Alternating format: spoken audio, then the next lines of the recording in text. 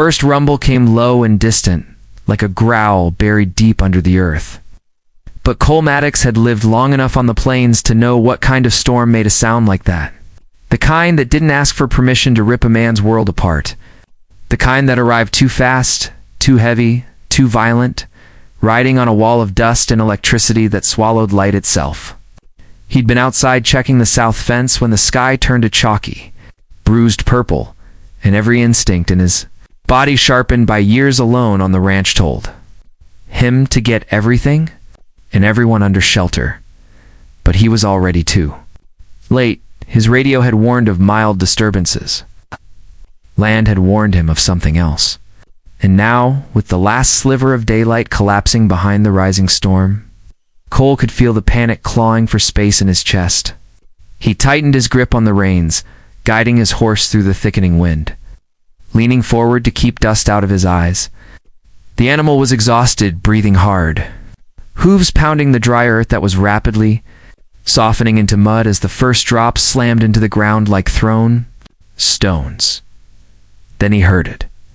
A voice, just a sliver of sound, ripped apart by the wind, but enough to make him wrench the horse to a halt.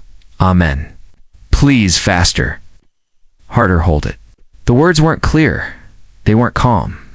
And they weren't the kind of thing anyone said unless their life was pinned under something heavy. Cole turned his head toward the ranch's storage barn, a dark shape buckling against the wind. The silhouette of its roof had changed.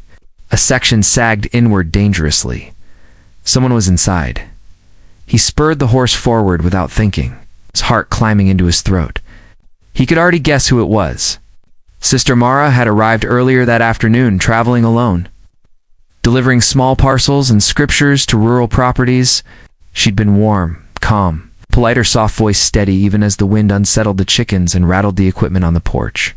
Cole admired people like her. Steady people. People who walked into struggling places and made them easier to breathe in. But she should have been long gone. She certainly shouldn't have been inside the barn, especially with a storm rolling in like the world was ending. Lightning cracked across the sky, splitting the darkness wide open for just a breath of a second. It illuminated the barn door half open, swinging wildly. Cole felt fear coil tight in his stomach. He kicked his boots out of the stirrups before the horse even stopped, throwing himself onto the mud. He landed messy, unstable, nearly slipping as a gust shoved him sideways. But he kept moving fast, faster than his lungs wanted to allow, faster than his legs had strength for. The wind roared in his ears, drowning nearly everything except the faint, desperate cry from inside the barn. Cole, please hurry. He shoved his weight against the sliding door, and it resisted, swollen from moisture, warped from age. The wind pushed back, making it harder to control. He snarled through clenched teeth, bracing his boots deeper into the mud, forced the door open with a violent jerk. Dust exploded outward.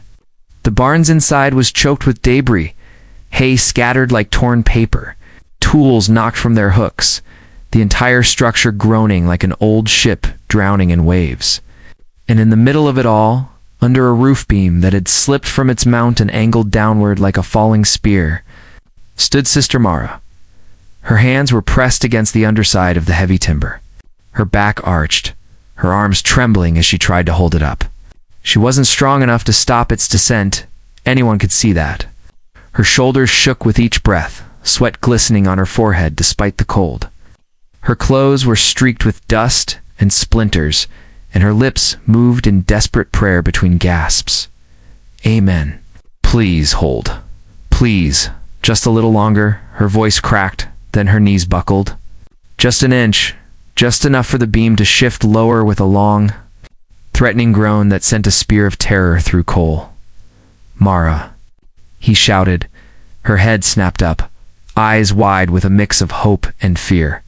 Cole, I can't. He didn't let her finish. He lunged forward, shoving aside broken boards, kicking through fallen rope and discarded tools. He went straight for the beam, planting his hands on it beside hers, letting his body absorb the weight. It hit him like a collapsing world draw, force pressing down, threatening to crush his arms and chest if he misjudged even a little.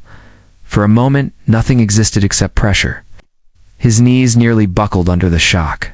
Go. He barked, "Get out from under it." "But you'll go." He roared, louder, harsher, more desperate than he meant. "I've got it." Mara hesitated.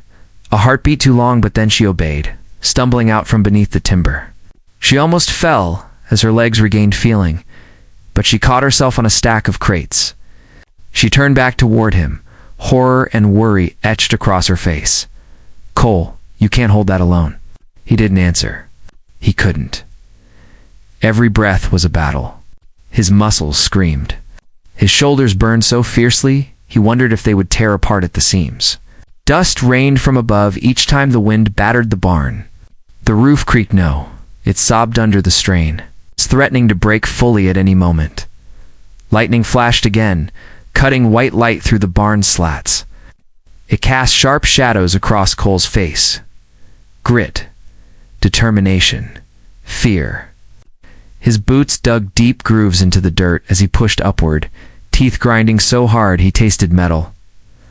"Mara, get outside," he grunted, but she remained frozen, clutching her hands together, torn between running for help and refusing to leave him.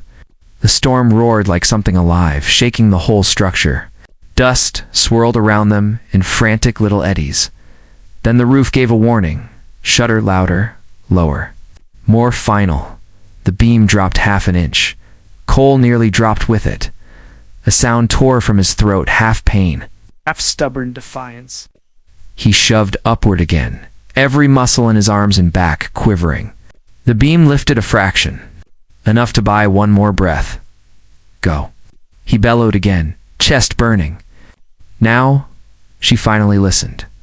With a sharp gasp, Mara turned and sprinted toward the half-broken door. The wind grabbed at her clothing, at her hair, shoving her sideways. But she made it through. As soon as she cleared the doorway, Cole felt something inside him give.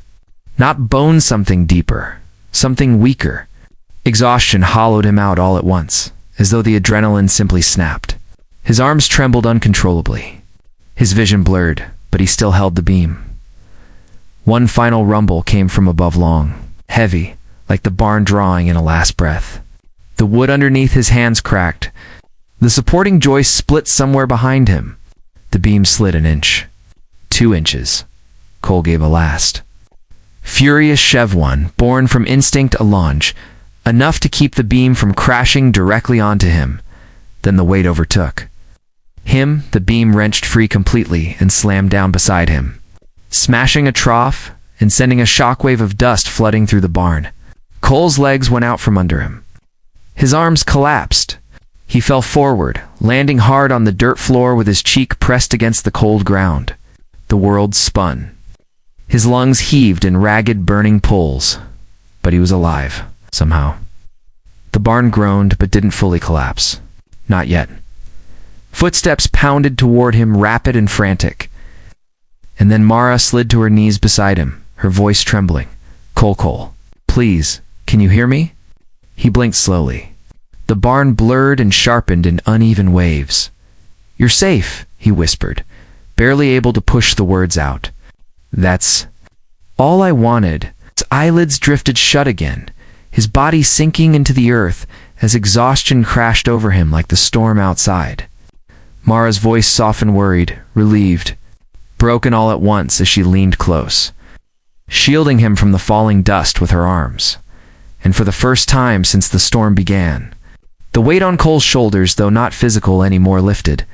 He let the darkness take him, not in fear but in relief, knowing the person he'd risked everything for was no longer under danger. Outside, thunder rolled across the plains, the storm still raging, but inside the broken barn, a small pocket of stillness held them both.